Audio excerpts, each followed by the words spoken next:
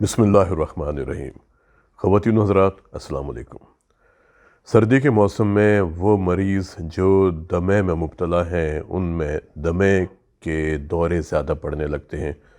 ये वो दमा होता है जो सांस की नालियों में तंगी की वजह से होता है। सांस की नालियों की अंदरूनी झिल्ली में सोजिश हो जाती है, जिसकी वजह से वहाँ पर रतूबतें इकट्ठा होने लगती हैं, सांस की नालियों में तनाव आ जाता है और फिर सांस लेने में दुश्वारी महसूस होने लगती है, सीने में जकड़न की कैफियत पैदा हो जाती है, खांसी आने लगती है और रात भर मरीज़ खांसता रहता है, नींद नहीं आती।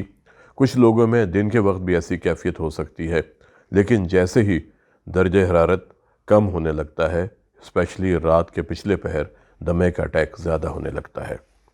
अब दिल के मरीज़ हमसे ये कहते हैं कि हम ये कैसे मालूम करें कि ये दमा जो होता है हमें, ये सांस की नालियों की तंगी की वजह से है या ये फेफड़ों में पानी के आने की वजह से है। ये बहुत अच्छा आपका सवाल है। फेफड़ों में पानी उस वक्त आता है जब फेफड़ों की खून की नालियों में खून का प्रेशर बहुत ज़्यादा हो जाए। अब ये किसी भी वजह से हो सकता है। वो लोग जिनके दिल के पट्टे कमज़ोर हैं, उनके अंदर दिल के पंप करने की सलाहियत चूँकि कमज़ोर हो जाती है।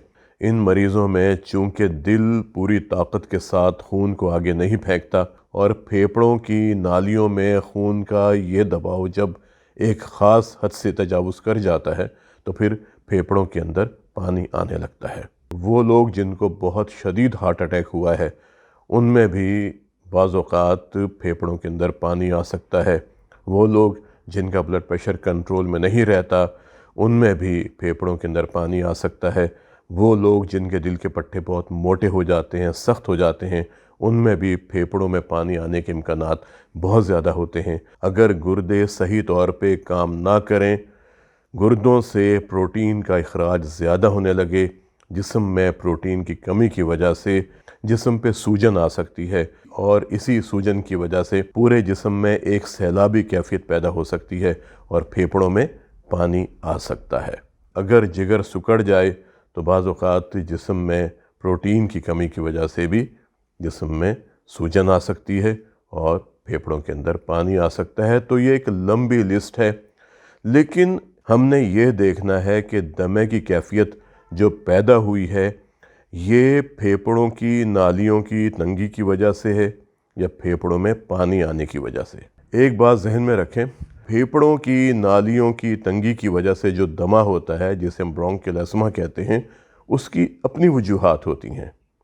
उसमें इरिटेंट्स होते हैं, उसमें एलर्जेंस होते हैं। कोई भी ऐसा एलर्जन जो सांस की नालियों में तंगी ले आए, वहाँ पर सोजिश की कैफियत पैदा कर दे, वहाँ पर रतूबतें पैदा कर दे, वो दमे का बाइस हो सकता है। लेकिन वो दमा जो फेफड़ों में पानी आने की वजह से होता है, उनमें एलर्जेंस का रोल इतना ज़्यादा नहीं होता, उनमें इरिटेंट्स का रोल इतना ज़्यादा नहीं होता।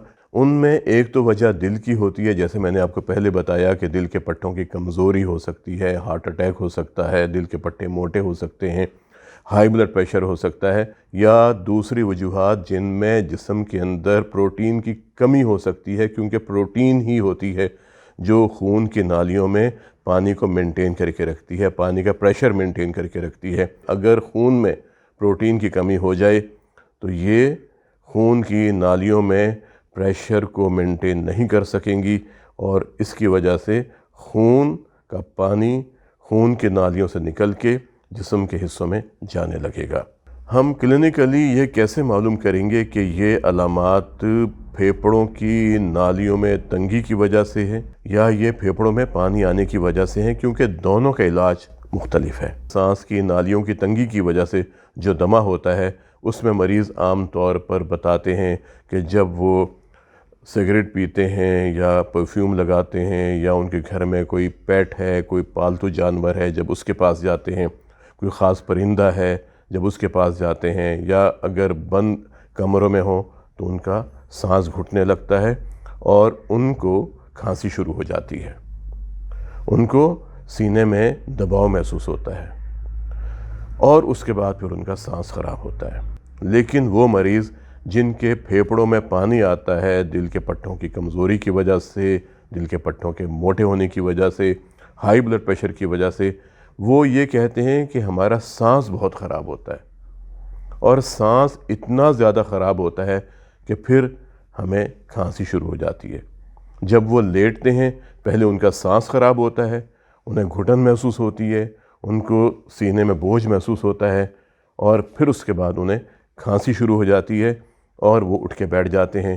جیسے ہی وہ اٹھ کے بیٹھتے ہیں انہیں سانس میں بہتری محسوس ہوتی ہے، ان کی کھانسی بہتر ہونا شروع ہو جاتی ہے، اور اگر وہ پاؤں لٹکا کے بیٹھ جائیں اور چلنے پھرنے لگیں تو ان کا سانس اور بہتر ہو جاتا ہے۔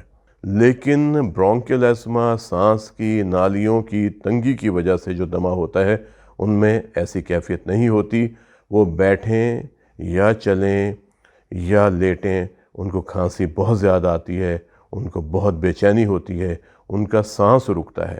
بعض اوقات کھانسی کا دورہ اتنا شدید ہوتا ہے کہ ان کو چکر آ سکتا ہے۔ ان مریضوں کی تشخیص بہت آرام سے ہو سکتی ہے کہ ان کو جو دمہ ہے وہ برونکیل ایسما ہے، وہ سانس کی نالیوں کی تنگی کی وجہ سے ہے، یا وہ پھیپھڑوں میں پانی آنے کی وجہ سے، وہ دل کے پٹھوں کی کمزوری کی وجہ سے ہے۔